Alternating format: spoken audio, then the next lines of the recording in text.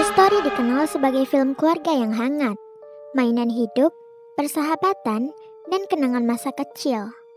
Tapi jika diperhatikan lebih dalam, Toy Story menyimpan banyak petunjuk kelam yang sengaja tidak pernah dijelaskan secara terang-terangan. Dan kita mulai dari teori yang paling menyentuh sekaligus menyeramkan. 1. Jessie adalah mainan Ibu Andy, bukan sekedar kebetulan. Jessie dikenal sebagai mainan yang mengalami trauma paling parah di Toy Story. Ia ditinggalkan pemiliknya saat sang anak tumbuh dewasa. Namun pertanyaannya, siapakah pemilik Jessie yang sebenarnya?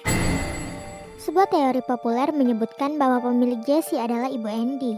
Dan ini bukan teori asal-asalan.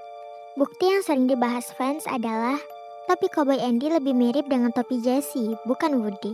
Jessie berasal dari era yang jauh lebih lama dari Andy kecil.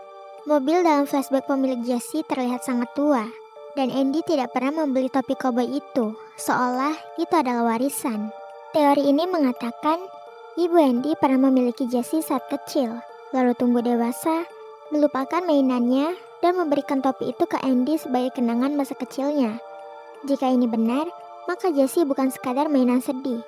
Ia adalah kenangan masa kecil Ibu Andy yang dikubur oleh waktu, dan yang lebih menyakitkan, Jessie melihat Andy tumbuh, mengingatkan dirinya pada pemilik lamanya, dan tahu bahwa akhirnya Andy pun akan meninggalkannya.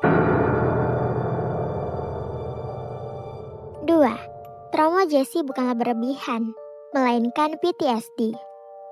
Jessie panik saat ditinggal, takut dimasukkan ke gudang, takut tidak dimainkan, dan takut dilupakan. Ini bukanlah drama, ini gejala trauma ditinggalkan, atau yang disebut abandonment trauma. Artinya, Jessie masih hidup di masa lalu, sementara dunia terus bergerak maju. Toy Story tidak pernah menyebut ini secara eksplisit, tapi Disney menunjukkannya lewat perilaku Jessie. 3. Sid bukan penjahat, dia adalah anak yang tahu kebenaran.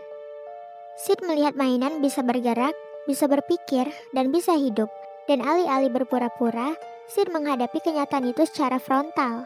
Sid tidaklah jahat. Ia hanya tidak menganggap mainannya sebagai ilusi manis dan tidak mau hidup dalam kebohongan. Itulah kenapa dunia mainan takut pada Sid, karena Sid bisa membongkar rahasia mereka kapan saja. 4. Krisis identitas Buzz Lightyear. Jika kamu belum menontonnya, Toy Story adalah tentang mainan-mainan yang menjadi hidup ketika kita tidak bisa melihatnya. Tetapi apa yang mereka paling sukai adalah ketika mereka dimainkan oleh anak-anak. Namun tidak bagi Buzz Lightyear, yakni sosok pasukan luar angkasa yang dimiliki bocah laki-laki bernama Andy. Buzz percaya bahwa dia adalah pahlawan intergalaksi betulan. Dia menjadi mainan kesukaan Andy, sehingga mengusik mainan koboi bernama Woody. Pada akhirnya Woody menerima Buzz, dan Buzz menerima identitasnya sebagai mainan. Akhir yang bahagia sepertinya. Tapi kita lalu bertanya-tanya, jika Buzz tampak sangat ceria ketika dia mengira dia adalah pasukan luar angkasa, mengapa kita senang pada kehidupan ala perbudakan yang harus dia hadapi nanti? Sejumlah adegan yang menggiring Buzz mengetahui bahwa dirinya diproduksi secara massal juga tampak menakutkan, karena beberapa alasan. Ketika itu Buzz tidak di rumah Andy yang hangat, tetapi di rumah tetangga, di mana bocah bernama Sid sibuk memotong, melelehkan, dan memperlakukan semua mainan secara buruk. Di sini, klaim Woody mengatakan menjadi mainan jauh lebih baik daripada pasukan luar angkasa, yang tampak seperti omong kosong belaka. 5. Bonnie dan Andy adalah pergantian Tuhan.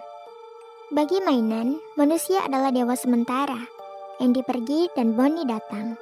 Tidak ada pemakaman, tidak ada perpisahan utuh, hanya ada pemindahan kepemilikan. Bagi mainan, hidup adalah dimainkan, dan mati adalah dilupakan. 6. Lotso bukan penjahat, dia adalah korban. Lotso pernah dicintai, pernah punya pemilik, lalu ditinggalkan dan diganti. Traumanya masuk akal. Lotso tidak ingin menyakiti karena senang, ia menyakiti karena takut mengulang rasa sakit yang sama. Lotso itu hasil akhir dari luka, bukan sumber kejahatan. 7. Mainan yang jahat sebenarnya bukan Lotso, tetapi Stinky Pete. Siapakah yang jahat sebenarnya di Toy Story? Apakah Sid? Dia adalah anak yang tidak tahu.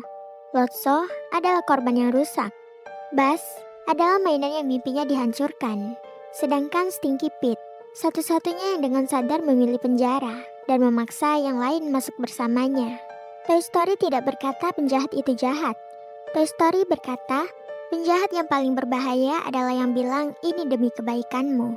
Stinky Pete tidak membenci mainan, dia takut hidup, dan ketakutan itulah yang ia wariskan ke Jessie, Woody, dan yang lain.